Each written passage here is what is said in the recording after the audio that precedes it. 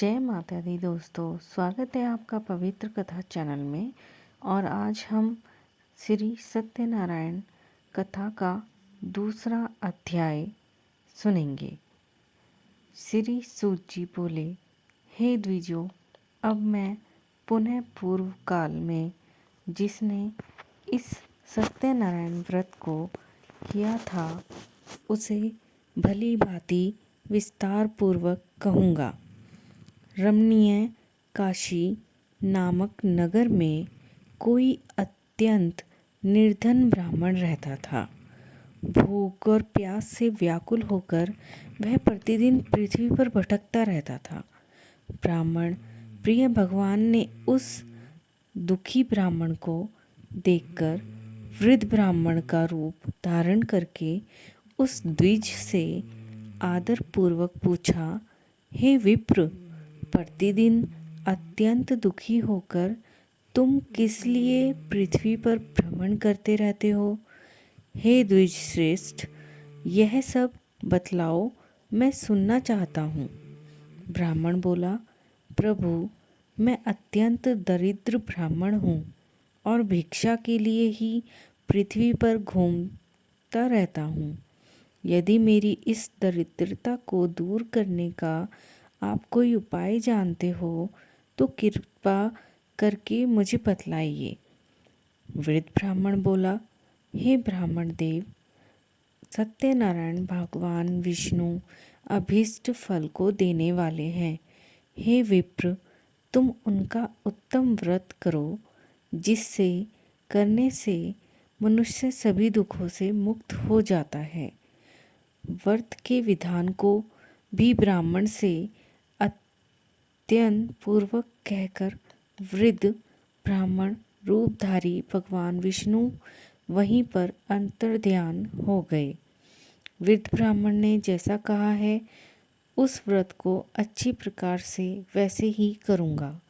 यह सोचते हुए उस ब्राह्मण को रात में नींद भी नहीं आई। अगले दिन प्रातःकाल उठकर सत्यनारायण का व्रत करूँगा ऐसा संकल्प करके वह ब्राह्मण भिक्षा के लिए चल पड़ा। उस दिन ब्राह्मण को भिक्षा में बहुत सा धन प्राप्त हुआ। उसी धन से उसने बंधु बांधवों के साथ भगवान सत्यनारायण का व्रत किया। इस व्रत के प्रभाव से वह श्रेष्ठ ब्राह्मण सभी दुखों से मुक्त होकर समस्त संपत्तियों से संपन्न हो गया। उस दिन से लेकर प्रत्येक महीने उसने यह व्रत किया। इस प्रकार भगवान सत्यनारायण के इस व्रत को करके वह श्रेष्ठ ब्राह्मण सभी पापों से मुक्त हो गया और उसने दुर्लभ मोक्ष पद को प्राप्त किया। हे विप्र, पृथ्वी पर जब भी कोई मनुष्य श्री सत्यनारायण का व्रत करेगा उसी समय उसके समस्त दुख नष्ट हो जाएंगे। हे ब्राह्मणों, इस प्रकार भगवान नारायण ने महात्मा नारद जी से जो कुछ कहा मैंने वह सब आप लोगों से कह दिया। आगे अब और क्या कहूँ। हे मुने, इस पृथ्वी पर उस ब्राह्मण से सुने हुए इस व्रत को किसने किया, हम वह सब सुनना चाहते हैं। उस व्रत पर हमारी श्रद्धा हो रही है। श्री सूत जी बोले, मुनियों, पृथ्वी पर जिसने यह व्रत किया उसे आप लोग सुने। एक बार वह द्विज श्रेष्ठ अपनी धन संपत्ति के अनुसार बंधु बांधवों तथा परिवारजनों के साथ व्रत करने के लिए उद्यत हुआ। इसी बीच एक लकड़हारा वहाँ आया और लकड़ी बाहर रखकर उस ब्राह्मण के घर गया।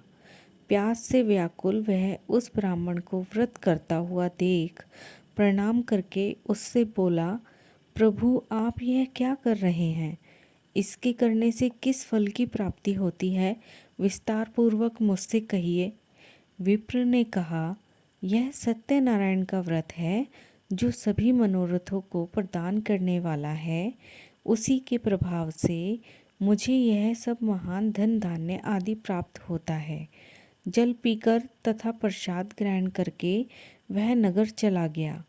सत्यनारायण देव के लिए मन से ऐसा सोचने लगा कि आज लकड़ी बेचने से जो धन प्राप्त होगा उसी धन से भगवान सत्यनारायण का श्रेष्ठ व्रत करूँगा। इस प्रकार मन से चिंतन करता हुआ लकड़ी को मस्तक पर रखकर उस सुंदर नगर में गया जहाँ धन संपन्न लोग रहते थे। उस दिन उसने लकड़ी का दुगना मूल्य प्राप्त किया। इसके बाद प्रसन्न हृदय होकर वह पके हुए केले का फल, शर्करा, घी, दूध और गेहूं का चूर्ण सवाया मात्रा में लेकर अपने घर आया। तत्पश्चात उसने अपने बांधवों को बुलाकर विधि विधान से भगवान श्री सत्यनारायण का व्रत किया। उस व्रत के प्रभाव से वह धन पुत्र से संपन्न हो गया और इस लोक में अनेक सुखों का उपभोग कर अंत में सत्यपुर अर्थात बैकुंठ लोक चला गया। बोलो श्री सत्यनारायण भगवान की जय।